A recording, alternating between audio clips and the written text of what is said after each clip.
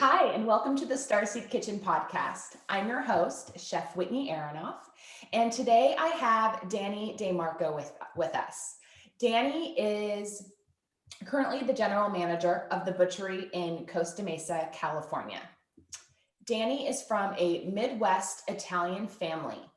Food has always been the focal point of family gatherings and traditional Sunday night dinners, which led him to working in the food and beverage industry. At 21, Danny started working at Bevmo and was the beer and wine buyer. In 2011, he started working in a butcher shop and went through a butcher apprentice program. He started as an entry-level butcher and worked his way up to lead butcher, meat manager, and later general manager. Danny opened his own barbecue franchise and ran 5 stores. He missed the meat industry and came back to the butchery as the general manager of the Crystal Cove, Newport Beach location. He now serves as the general manager for the Butchery in Costa Mesa, the busiest location of the franchise. Welcome, Danny. Thank you. Thank you. I'm excited to be here. So I am too. yeah, Just so the audience understands, Danny has supported me as a personal chef for probably 4 or 5 years now. yeah, I first met you when, I was shopping regularly at the Newport Coast location, and then obviously Costa Mesa as well. You support me every Tuesday with my clients' needs. And you've just been a wealth of knowledge and someone that I can really comfortably ask questions to about meat and food and the industry. So thank you for taking the time for being on the show. of course. Well, thank you. Thank you. Yeah, like you said, I've been in involved, or everything in my life's probably been involved around food. Very strong Italian background, and now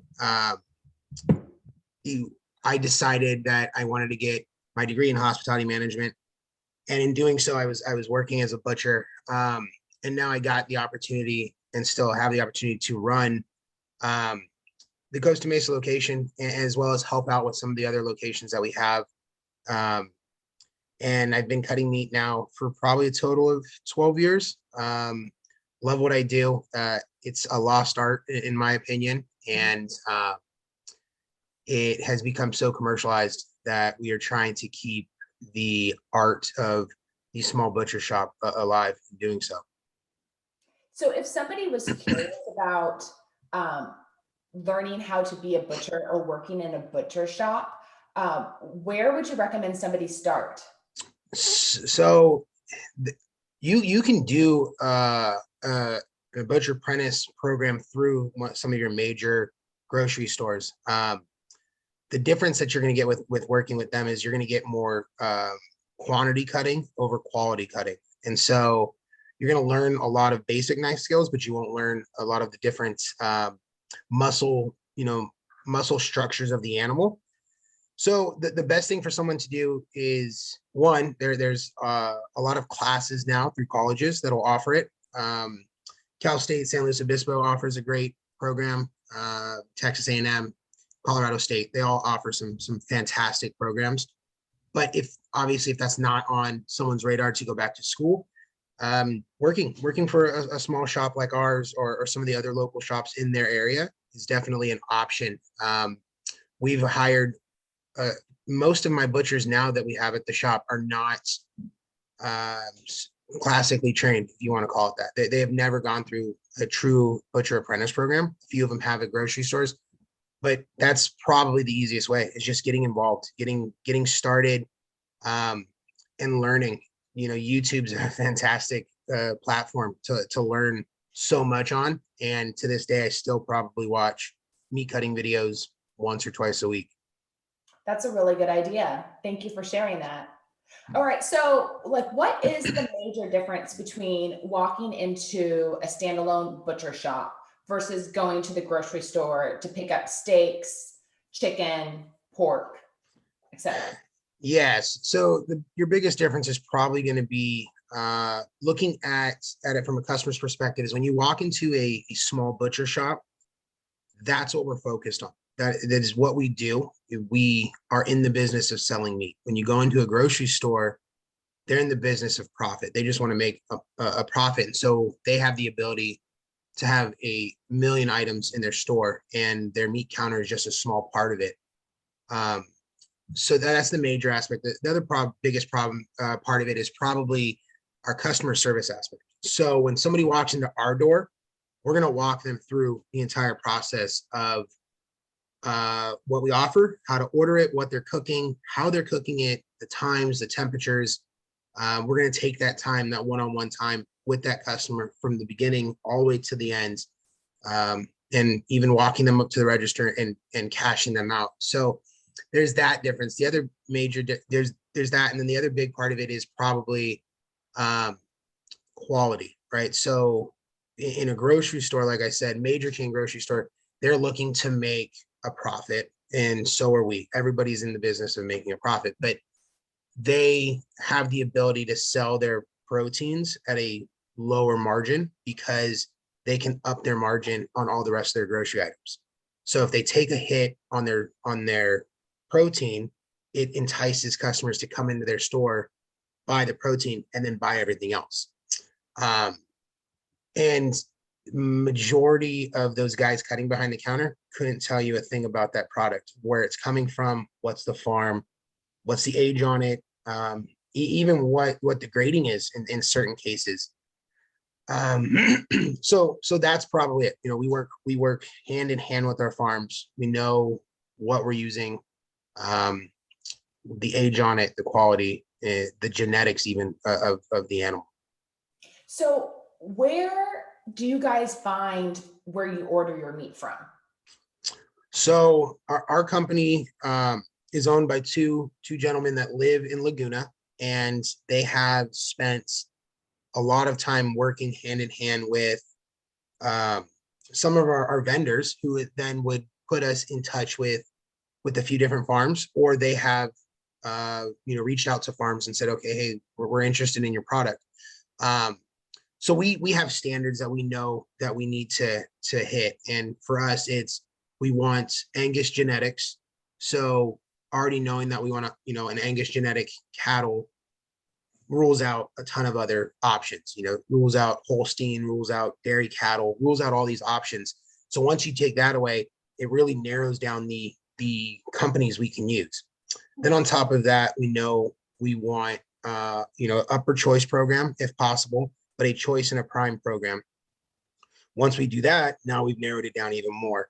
And then we love a good story. So because of where we come from as a company, we want to support other companies that are like-minded. So family ranches, co-op ranches and processors that utilize farms within a certain area of their processing facility, so they know that their carbon footprint isn't as big as it would be if we were buying directly from some of these big names. And sustainability is huge for us. So anybody that is growing their own feed, or producing manure for soil for the farms that then they're rebuying their grains and corn and soy and whatever it may be, that those are all huge to us. And so in doing that, we really start to narrow it down. And we've had great partnerships with our vendors, with Newport Meats, and some other companies that are even California based, but they have done the research and put in the time to find these great farms, and then they present them to us. And we get the opportunity to work with them, potentially go out and check out their farms, and see that they truly are doing what we want as a rancher, as a processor, making sure, obviously everything's done humanely, sustainable, in every aspect as possible, trying to do it, an all natural. It's not always 100% possible or even sustainable to have 100% all natural product, because what that means is it's no hormones, no steroids, no antibiotics ever. And so if that animal eventually gets sick and it gets those things, it gets taken out of the line. But we are fortunate right now to be using a brand for our choice and our prime that is 100% all natural, and that's Myers beef. It's called Myers Natural now, and that started in Montana, and now it's kind of, co-opted itself and is using some ranches all over. But it is something we've spent a lot of time working with, and they've done the same thing with us. Now they're a major company, and they started just like us. They started just with a few heads of cattle and some acres as a small business, and that's kind of what we keep in the forefront as we're looking. Why does that ranch refer to their meat as all natural versus 100% grass-fed, grass-finished? What's the difference? So 100% grass-fed, grass-finished means that animal from birth up until processing has been only on grass. It's ate grass, it's been pasture raised or given grass, but it is only had grass. It's not had any grain, soy, corn, any of that. Myers does allow their cattle to have corn, some soy, and I know there's a big stigma against that, but the reason they're considered all natural is because there's no antibiotics, there's no hormones ever given to these animals. So they are allowed to free roam. They are allowed to do what they would normally do as an animal, but they are given supplemental feed. Part of that's because of demands, in the US. We need and want a better tasting cattle. And so when you allow your animal to eat some of these things, it produces a better tasting steak to the individual. They do offer a grass-fed program that we carry. It's 100% grass-fed, grass-finished. And it eats phenomenal as well. It's a great product, but the marbling's not going to be what most people want when they're looking at a fillet or a ribeye. They want to see that perfectly webbed spider marbling in the muscle of the animal. And you'll get lucky sometimes, and it'll happen, but naturally the animal can't put on enough weight just eating grass in doing so. And so that's the biggest difference. There's a lot of people need to be careful when they go out to a grocery store and they see something labeled grass-fed. Yeah. If it just says grass-fed, every single cow is grass-fed, but not all of them are grass-finished. And so every cow up until the last, third of its life cycle is on just grass. And they're not always eating corn. They're not always eating grain.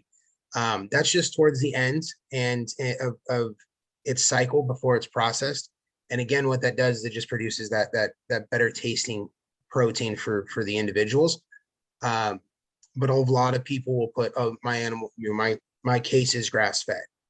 But if the butcher, the cutter, the store manager, whoever it is, doesn't know if it's grass finished, that's when you should start questioning truly what it is. Because like I said, every cow is grass fed. Agreed. I try to educate people with that it's like when a baby's born, every human being is milk fed at some point. Right. And so saying that the cow's grass fed, I mean, obviously that's the only way for it to grow out of being a calf. Correct. Right. Right. And that's another thing, if you have somebody that's selling you veal that's grass fed, that should be a question too, because veal essentially is, a younger calf, and that should just be on milk. It should not be on any type of grain or anything. Yeah. Interesting. So so veal obviously is a calf, but it's on milk the whole time. Yeah. Now, granted, you can't stop that animal from eating if mom's eating or something, but you're not feeding it. So if somebody's, telling you, oh, this is just my grass-fed veal line, this should be questionable. Now, again, it probably did eat. It's just like a baby. Can't stop a baby from picking something up and putting it in its mouth. You're not going to stop that veal from doing so. But veal are fairly young when they're processed, and so they shouldn't have an entire life cycle of the realm of eating everything like a normal cow would, because most cattle are from birth to production are about 26 to 30 months old is their life cycle, and your calves are much younger than that. They're in less than 4 months usually. And so their cycle obviously is much smaller. And so to give them the opportunity to eat a lot of feed doesn't do anybody any good, including the animal or the rancher, because why pay for your animal to eat something when it's getting its natural nutrients from its mom? That's essentially free. You already paid to feed them, pay to feed the mom. It's a cycle that's is not always the most, I guess, ideal to think about. A lot of people don't like to talk about it, but it is part of my business and what we do. So, and that touches another thing that I always like to talk to people about is knowing where your food comes from, like we just kind of talked over, but also knowing that it's humanely treated and it's treated with the respect that everybody wants it to be treated with is very big part of this. Being so distant from it, and a lot of people, I don't want to know, I don't want to hear about it, I don't want to talk about it, is part of the issue, in my opinion. If you become so distant from it, from its raising to its processing to any of that, you then eventually fall into the habit of not caring where you buy your product from, not caring what you're buying. And you're just looking at it as, oh, here's another steak for dinner. Don't want to know about it. Don't want to, don't want to really understand that it was ever an animal. I just want to use this as nourishment for myself and my family. That's great, but you really should understand the whole aspect of it and be willing to learn. It's part of who we are and what we do. Essentially, it's top of the food chain.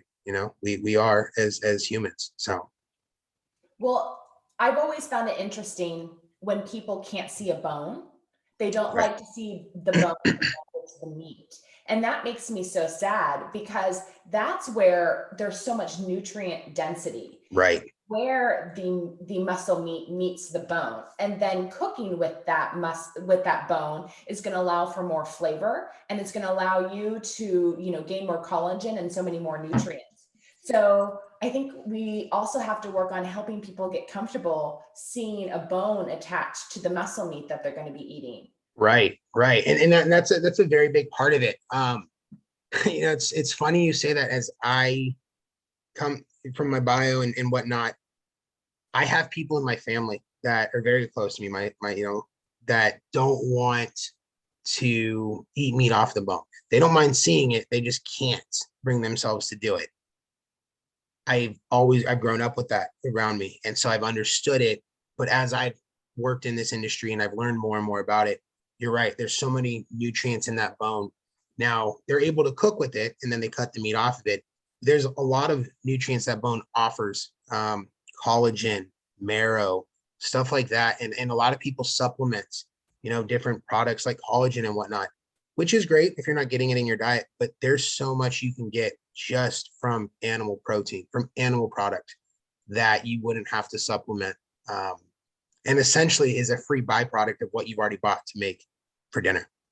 So, Absolutely. So if you grill a bone-in piece of steak and then you slice it off the steak, I mean, in my family, we go in for the bone and chew whatever little pieces we can off the bone. And then right, we'll put it aside in the freezer to make bone broth. But same with a whole roast chicken or the bone-in chicken thighs or the airline chicken breast, that I love. The best part is that bone that you get to eat at the end and rip every little piece off. And then you get to collect free bones for bone broth. I mean, right, it's such a win-win. for sure. Yeah. And I really, it's just people can't bring themselves, to separate that. And I understand it because I'm an animal lover. I've always had dogs and whatnot, but it's just like any other profession. Um, it's like being a police officer or a doctor. They have to do stuff and they have to separate what they're doing versus what their emotions are. And I'm fortunate I've been able to do that. I just wish I could get everybody else to and understand that there are so many health benefits to proteins that it I've had a number of vegans and vegetarians come into our store that have now switched over. And I love having conversations with them and asking them why. Part of it is they've created some major deficiencies in doing what they're doing because they weren't supplementing properly.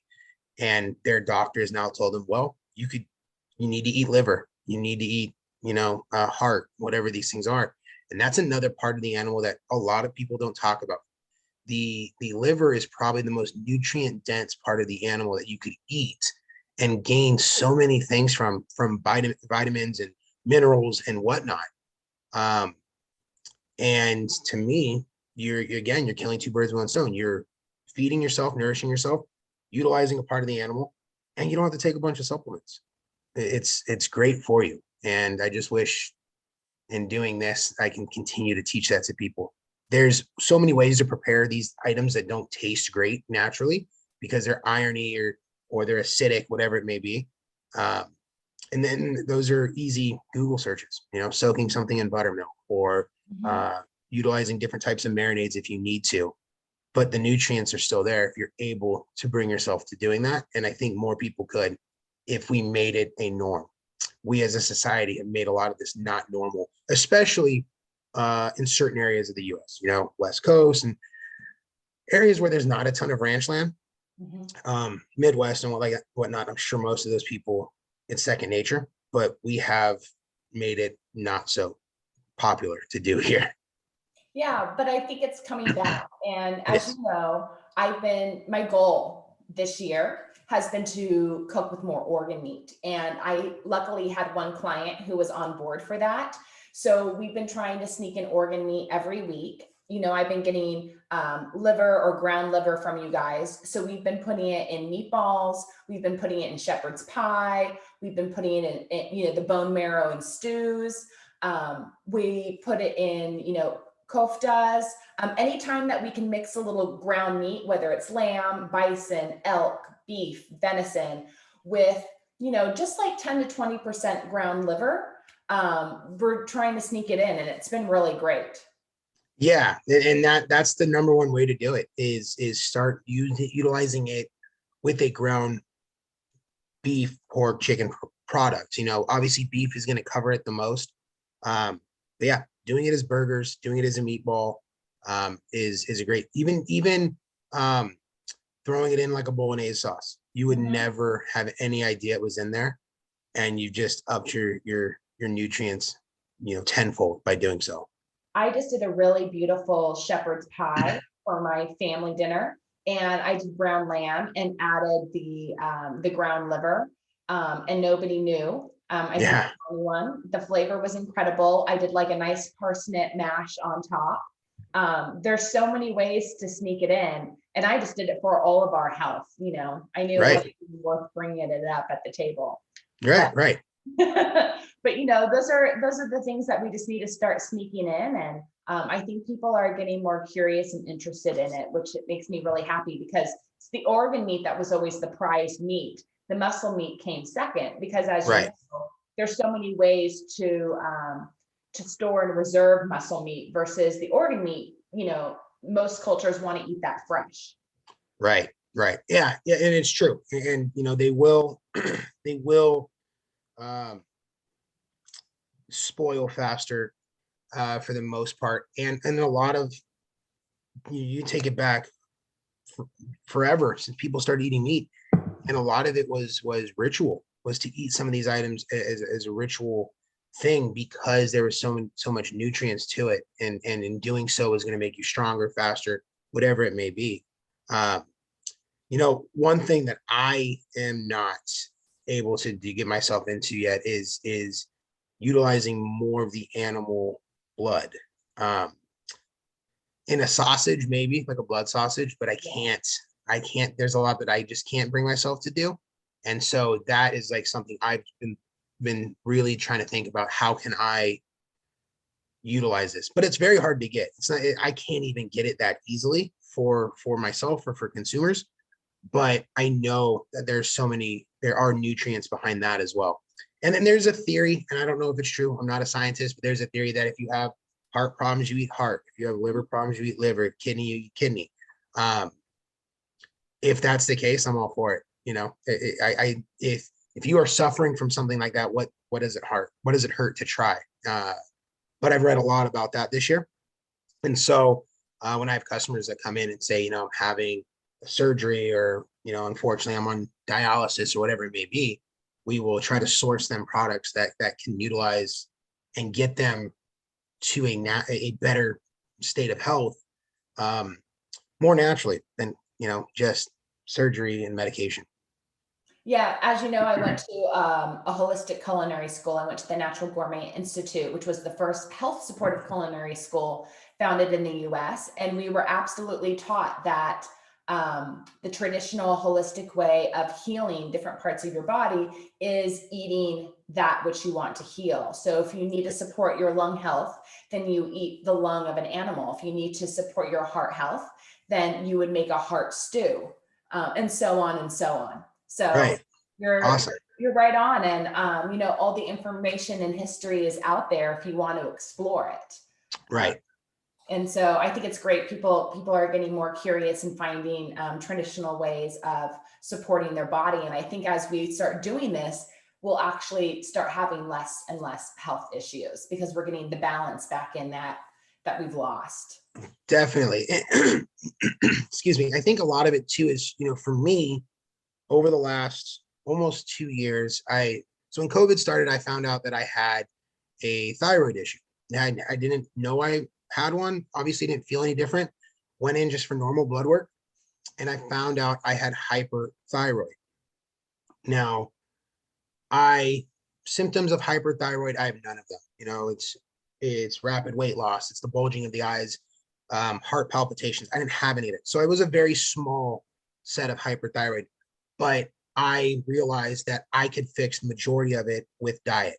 And so in 2020, September 2020, I started a very heavy ketogenic diet, but tried to keep it clean keto. It was as clean as possible, doing natural proteins, and stuff like that. Very few packaged items. And there was, obviously I was able to drop a good amount of weight. I've dropped, over 100 pounds in doing so, but I was able to fix majority of my thyroid. And I went from a full pill a day, 7 days a week, to half, 1 day, and then rest full days, all the way down to now a half a pill every 2 days. So I'm very close to remission. And yeah, part of it is probably me just getting healthy and whatnot, but majority of it, in my opinion, has been my diet and relying a lot on animal protein, animal product that has sustained me, has given me more energy than I used to have, and fix this. And it's unreal. I've always heard people talk about it, but it's unreal that I have now been able to do it. Yeah. And now I can share it with other people. Yeah. It's amazing when you learn how to heal yourself with food. It's Right. so empowering, and it makes you realize that you can do anything for yourself if you want to. Right. And that's like my biggest goal is I want to get off of the medication, and I was very open with my doctor. My doctors are really open with me doing other stuff like acupuncture and whatnot, which I do.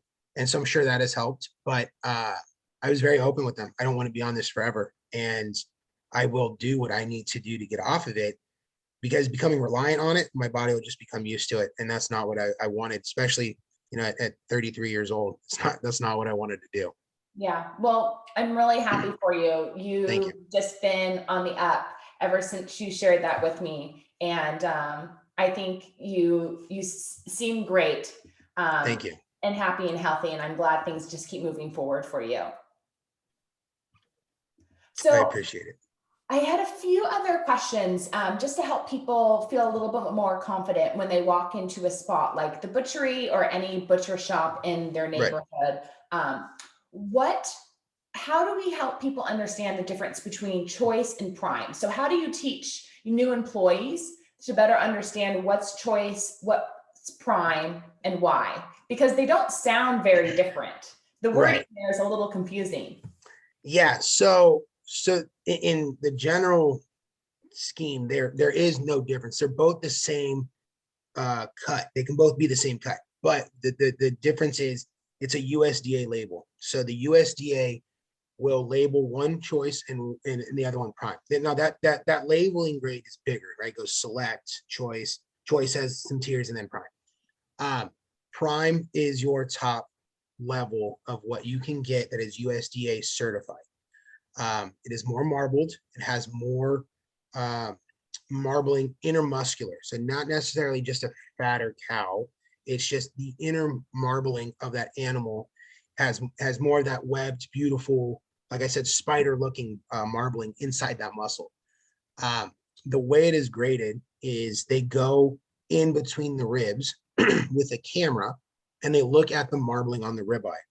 Once they look at the marbling on the ribeye, it gets stamped at the processing facility, choice or prime.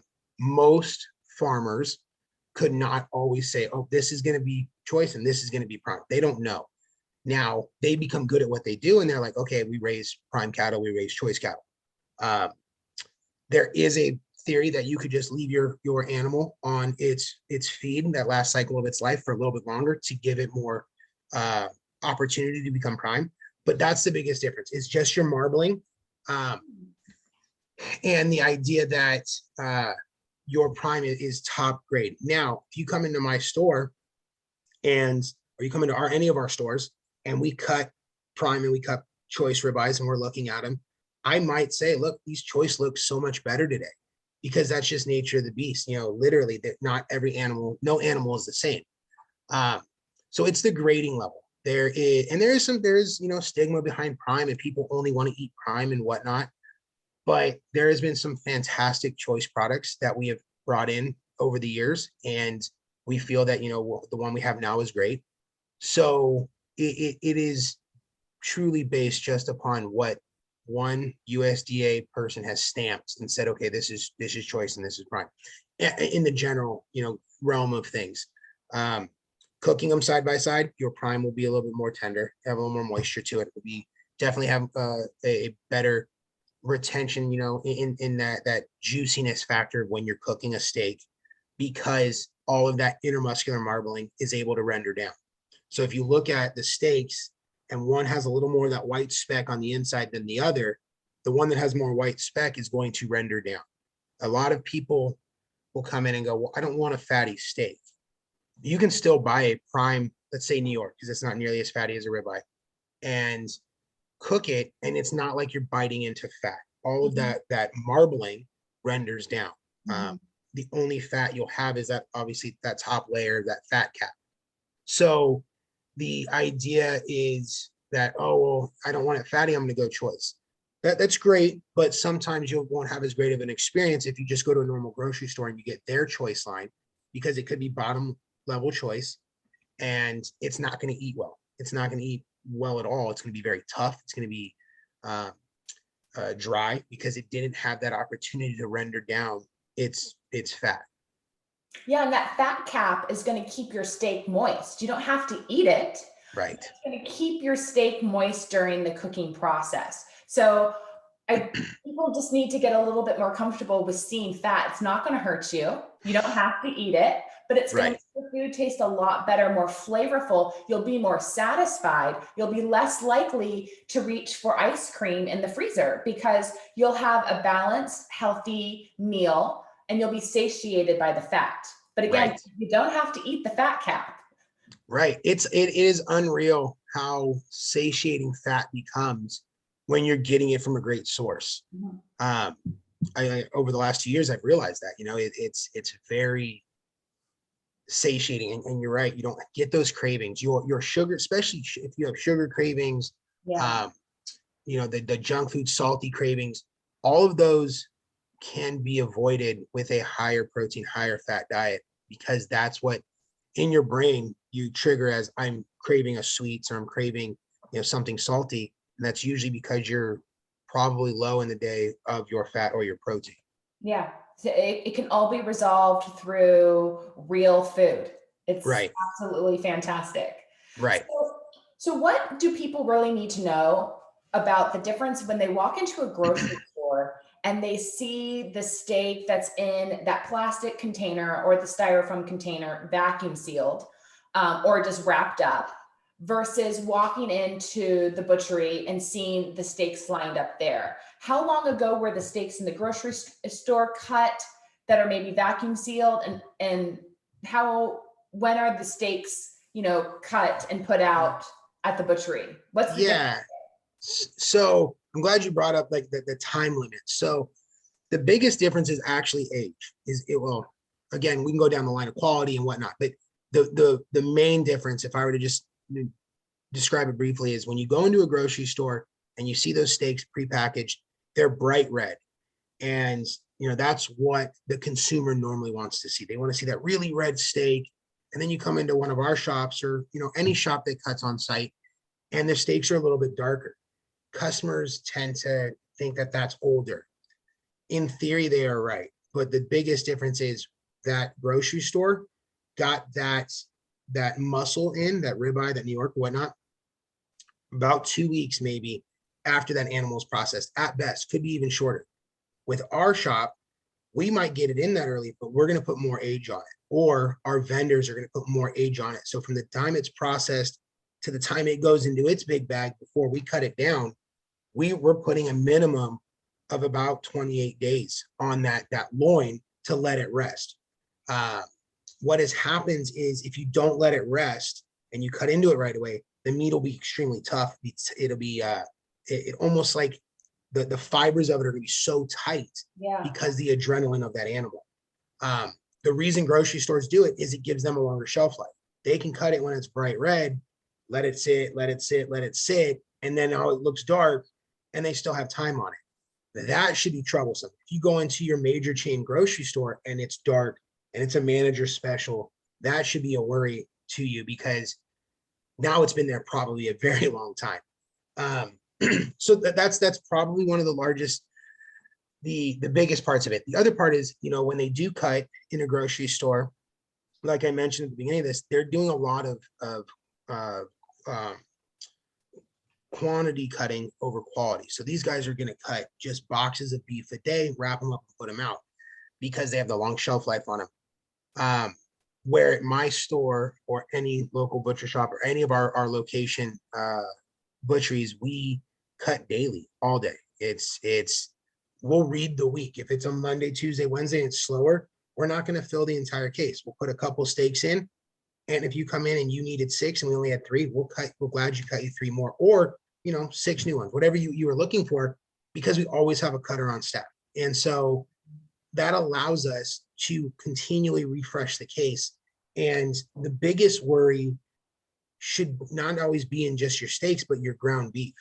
Your ground beef is where you open up yourself to so many different chances of getting bacteria in a product. So you go to a grocery store and they have their ground beef in a tray, saran wrapped, it's bright red, looks great. That worries me, because we grind beef all day, every day, and it oxidizes. It's natural. It's what happens when any type of protein hits the air. And as ground beef is smaller particles, it has a bigger chance of oxidizing faster. So we rotate our ground beef as often as we need to, and we grind throughout the entire day. The biggest difference in that is we're only grinding whole muscle. So if it's whole chuck that we're grinding, or we're grinding chuck with a blend, which is our butchery blend of ribeye, New York, tri-tip, it's basically our trimmings. This is our way of being as sustainable as possible. You go to a grocery store, if they're not grinding on site, don't buy ground beef, because they're bringing it in and you don't know what it is. Okay. By the USDA's laws, it is muscle meat, or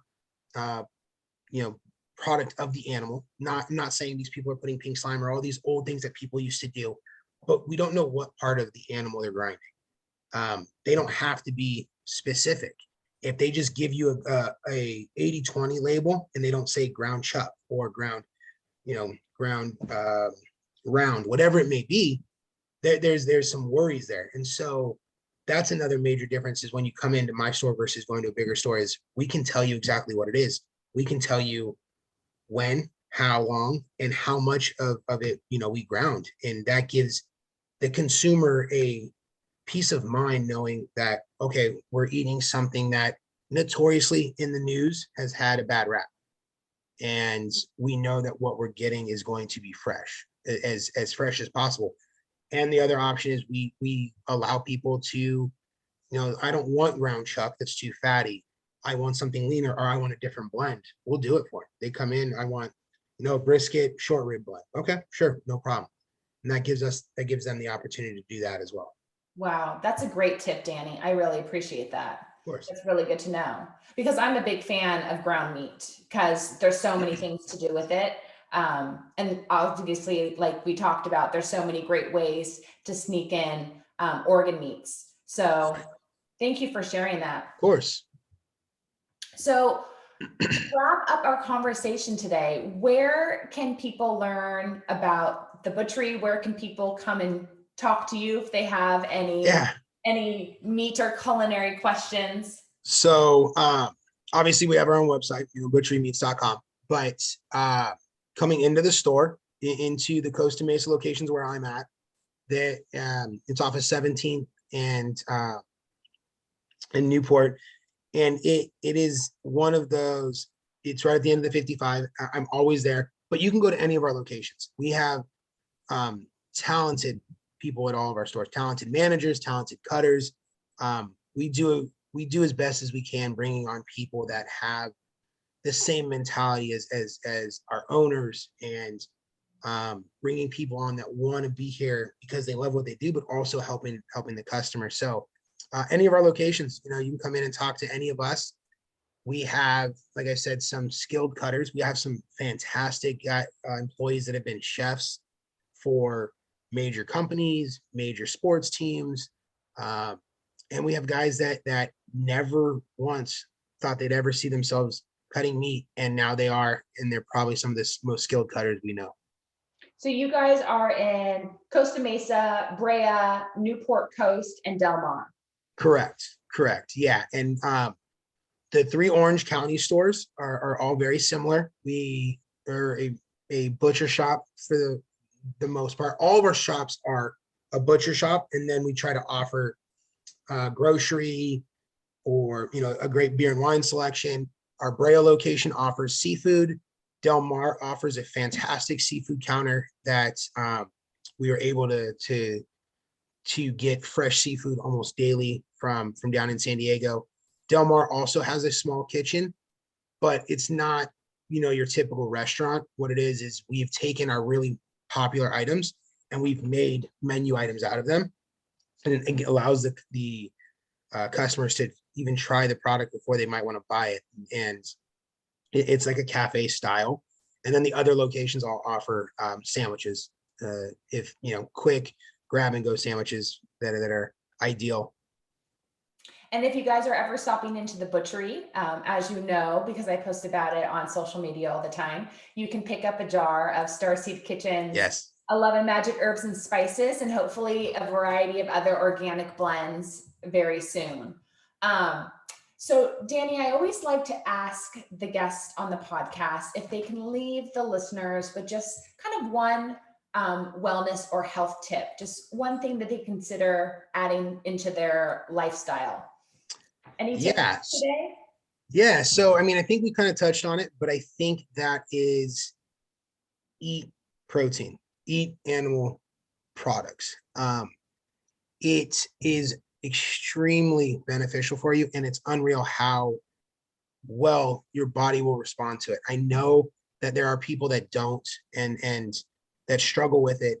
So, it's not for everyone, but I don't think everyone's giving it a chance. And so allowing yourself, I think everybody sometime this year should try something different that they've never had, maybe just a cut of a muscle meat or organ meat or something like that. And I bet majority of people would be amazed that they actually like it. And if they give themselves the opportunity to do it, and if they like it, try to stick to it for a period of 30 days. And over 30 days, watch how different your performance becomes, your energy levels become, all of those things.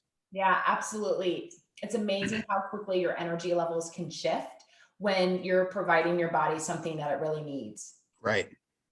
Well, thank you so much for your time today, Danny. This was fantastic. I learned a lot, even though, I talk to you quite frequently. This was fantastic. Thank you for your time. Of course. Thank you for having me.